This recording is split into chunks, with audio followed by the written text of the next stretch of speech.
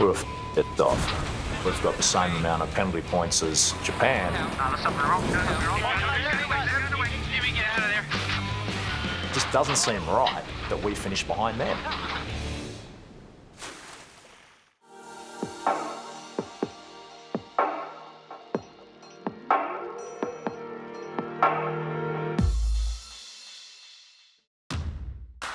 Jimmy's one of the best sailors in the world. You can't win an America's Cup as a skipper without being one of the best sailors in the world. He's just an incredibly determined athlete. You know, Jimmy hates losing. He's the best out there. He's America's Cup skipper, and he delivers under pressure.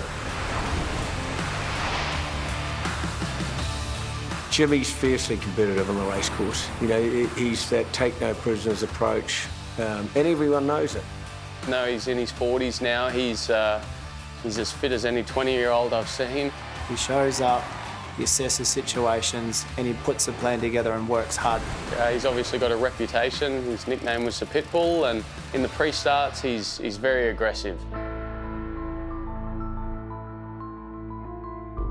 As a kid, Jimmy was bullied, so he ended up taking up boxing.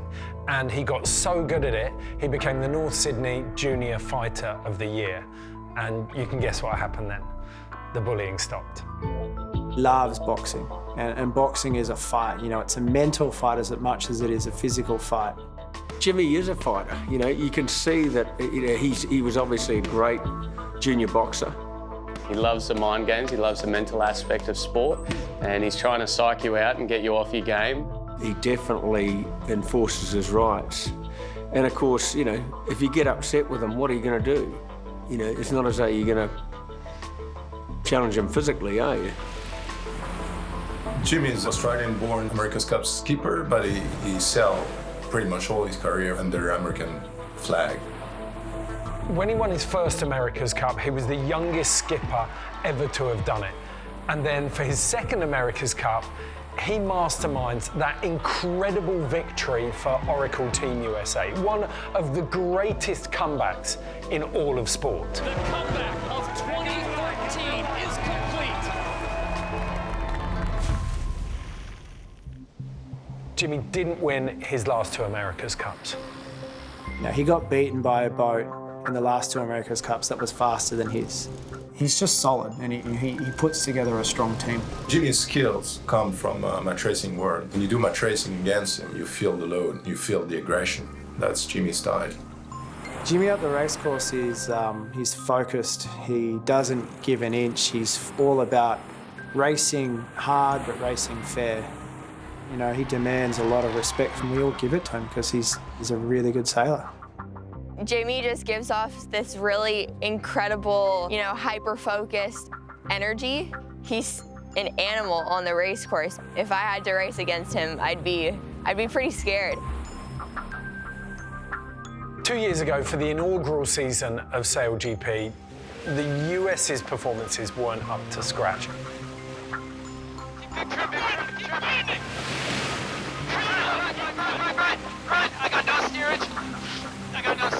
So SailGP have signed Jimmy Spithill specifically to turn the US into a winning team. You know, the US team was really struggling, and they needed a leader to come and put it back together and get some results. Very simply, Jimmy's mission is to win SailGP, and the first event is in Bermuda, waters that he knows really, really well. He lived there for 4 years.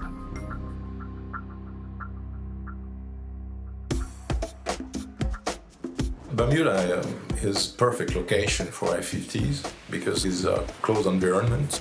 Well, Bermuda's just an awesome venue, particularly for foiling boats. You've got this enclosed amphitheatre the racing can take place in. The water stays really flat just because it's like protected by the bay and by the sound and just by land. So the wind kind of like funnels over the land into the Great Sound. That venue is just designed for foiling. It's just a match made in heaven, and that's why we were there for the first event to really, you know, kick it off with a bang.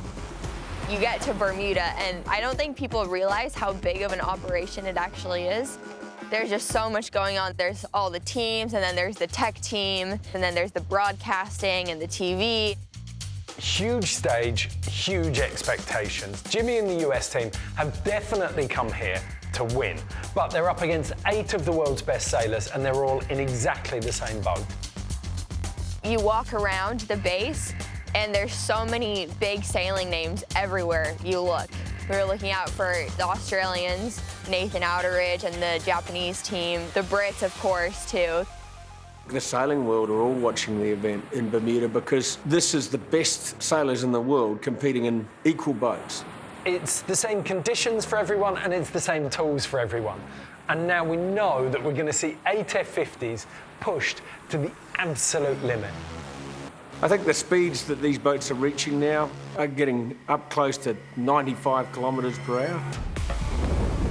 I mean, that's just amazing. And of course, with the new foils coming on stream, they're probably going to go faster. Sailing in F50 is like driving a Formula One under the rain. And when you've got different team members, there's one who got the brake, there's one who got, the engine and the accelerator, and there's one who got the wheel. So, it's pretty hard. It's the hardest boat in the world right now to sail. And we've intentionally made it like that. It needs to be a boat that rewards sailing talent. Sailing an F50 is not like sailing a boat. You're on these 2 foils, so you don't feel the waves. It's gliding along. If you get too high, it gets quite skiddy. Imagine a rally car going around a corner where it's skidding on edge and you've just got grip.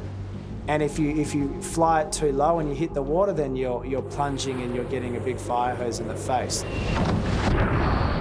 If you had a collision with another boat, the impact could be enormous. So that's definitely a big concern.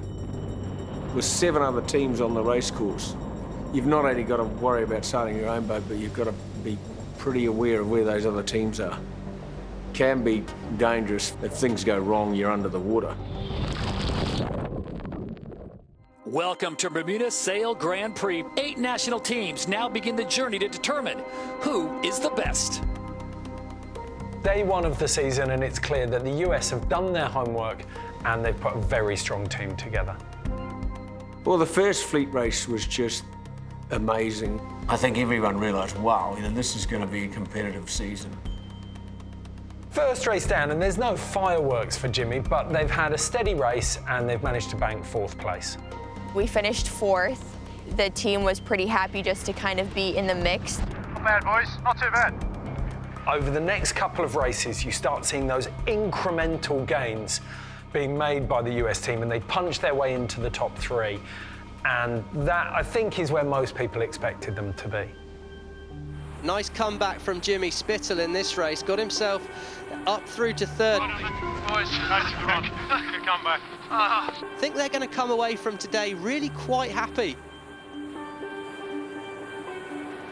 Race 3 was just scratching the surface and what this team is capable of.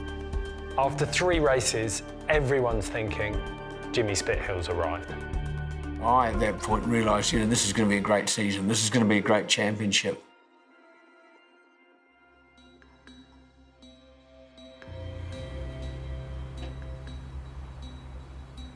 So it's the final day, Super Sunday, and it's also the windiest day of the weekend.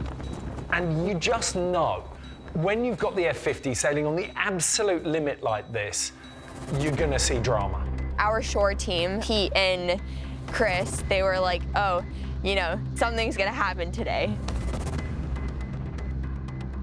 I think Russell, at these events, wants to see action. What do you watch sport for? You watch it for an interesting story, the drama, the upset, the thing that you weren't expecting. And that's what Russell wants when we go to these events, and he reminds us that all the time. Sports entertainment, make it interesting, make people love it.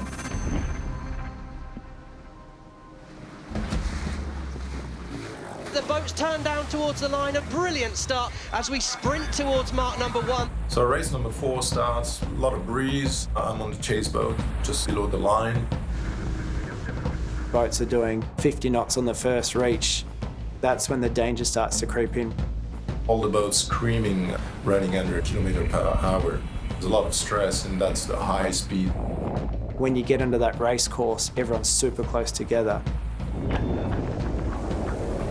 On that first reach, when everyone's going super fast, all very close together, that's the most exciting part of the race. And that's the part where you have to risk the most. At that reach mark, you have two choices, going straight or try a shot maneuver straight at the mark. Okay, stand by for a turn. So everyone really lights up the throttle on the first reach, flies as high as they can, does as much twist on the wing as they can, and just really maximises speed. 3, 2, 1, turning. We do an early dive out. That was a really strong move because it kind of separated us from the rest of the fleet. The boats have turned and are heading downwind, and they are at full throttle. We're having a really good race. We're right in the mix. We had, I think, one of the best bottom mark roundings I'd ever seen us do. It's a tight rounding there. Press, press, press. Jimmy Spithill up to third place. I look over at our coach, Philippe, and even Philippe is like, oh yeah, that was, so good. We are third, in front of us, Australia and Great Britain. And just behind us, we have Japanese. The danger really is the collisions with other boats. Most people look at the boats as obstacles, and so you're pretty much out there doing your own race with 7 obstacles in your way. There's 8 teams here that are all got an equal chance of winning. But at the end of the day, only one team's going to win. We're going pretty quick because there's plenty of breeze. It is clear that the Japanese are coming on ports. We're on starboard, we're right away. As we were sailing on port, we said, if Jimmy tacks, it's a marginal cross. And then I said, we're crossing. If USA tacks, it's a marginal cross. It's pretty clear in our mind that he has to duck. Here we go, on starboard tack, the American crew and Spithill coming in on port, Nathan Outridge. And so at that point, we all focus in on crossing. I've got us crossing. And then all of a sudden, Chris turns to me and says, no, we're not crossing. You could hear Chris and another crew saying, yeah, no way, we're gonna cross. Marginal, no cross, no cross. We duck. And so I have a split-second decision here. Do I try to make the duck and go behind, or do I roll into attack? Tacking then, tacking. At that time, Nathan, tacked and did it too slow. Protest this. Wait. Sorry. Get back.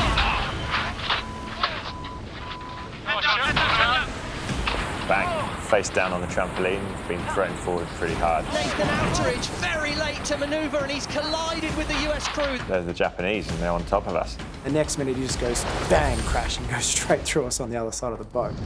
Boom, we hit the wall, and from the chase boat, I see immediately there's something very wrong. Turn the clock back. A few seconds before that, it was all going to plan. A couple of seconds later, bang, you're out of it. With this boat, every time you hit something is like a car crash. These 2 boats are really stuck now, Freddie. The leeward shroud of the USA boat is cutting the bow of the Japanese boat off here. This is a major collision.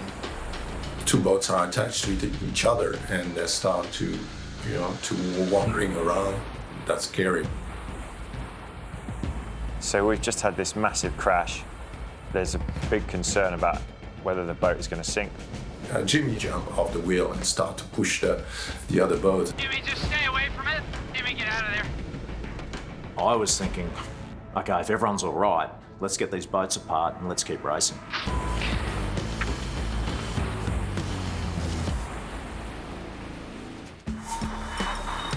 Protest this. Heads up. Holy sh**. You got in there? Immediately after the crash, all the crew trying to see if we can sail the boat. So that's the mindset. Let's try to sail. There was really no stopping them at that point. I think that just, speaks to the kind of attitude we have here, and it's pretty powerful. We separated the boats. Everyone was okay on both teams, and then we said, guys, let's just try and finish this race. That's almost seamanship. And so we started to sail. We knew something didn't seem quite right. No, there's something wrong. Oh, no, get away. Unfortunately, the rudder jammed, bore the boat away, and we capsized. Everyone just ducked, and we slowly laid it on our side. And then you're sitting there in the hull pretty helpless. Both Japan and the USA were looking really good to qualify for the final. And then a second later, that final's gone. Well, I mean, I still don't really, I don't think all of us really know how it happened or what. I mean, there was a port starboard. All of a sudden, we just full port starboard with Team Japan. Definitely not the way you want to finish an event, especially when you're right in the mix. To just get taken out like that is pretty disappointing.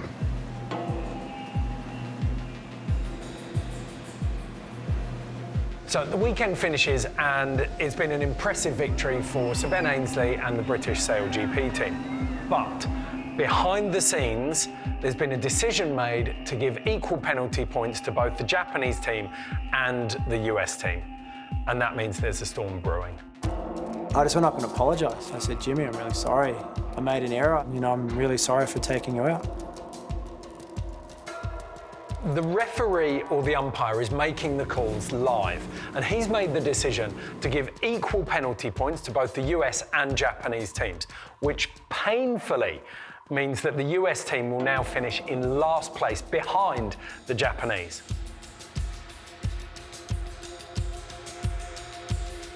Yeah, I think we were wrong. Just doesn't seem right that we finished behind them. There was contact, there was some damage. So under Rule 14, do we then need to take any action? What struck us at the time, it looked to us like USA did absolutely nothing to keep clear. Well, this is where I have a big disagreement with Craig and the jury. The jury essentially have said, well, with damage, what's known as Rule 14, it's a binary rule. I disagree. I don't think it's a binary rule. If you look at Rule 14, a right-of-way boat need not act to avoid contact until it's clear that the other boat is not keeping clear. When we were aware that Japan was not going to keep clear, I mean, there's a split second. There's nothing you can do. Could they have avoided the contact?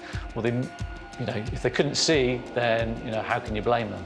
But at the same time, you have to be aware of what's going on around you at all times. If you're sailing at night, you have to be watching what's going on. You have to have crew that are seeing what's going on. Well, I think the biggest challenge for umpires and juries are none of them have sailed these boats. I mean, there's only a handful of sailors in the world that have ever sailed a boat like this. It's like a Formula One car. I mean, we all drive cars, but none of us have any idea what a Formula One car will do, what a MotoGP bike will do. So it's very, very challenging, I think, for a jury or an umpire to try and get into the head of someone driving these boats or making decisions and do it in a way where they can relate, because let's face it, you and I can't relate to a Formula One car driver. We haven't done it. I spoke to pretty much everyone in the sailing world. I spoke to Larry Ellison. I heard from all my fellow competitors in the SailGP, sponsors. I heard from kids in Learn to Sail, junior sailors, but everyone had the exact same opinion, and I don't get it. A few days after it, we were off. You didn't see the guys just split apart. Were they frustrated and annoyed? Of course they were. They're athletes, competitors, even our guys on the short team, but everyone had the same response in that, okay, we'll come back in Italy. That's how we're going to respond. So that, for me, was actually a pretty satisfying moment, because then that meant, yeah, we've got the right team here. We've hired the right people.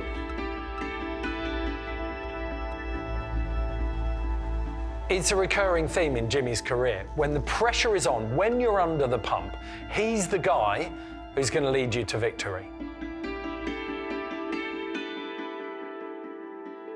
My career is clear evidence that I've been surrounded by people better than me, and I've been a part of some of the best teams in the world. I don't believe I am or ever will be the best sailor in the world. It's just, I don't have any more talent than the guy living down the road.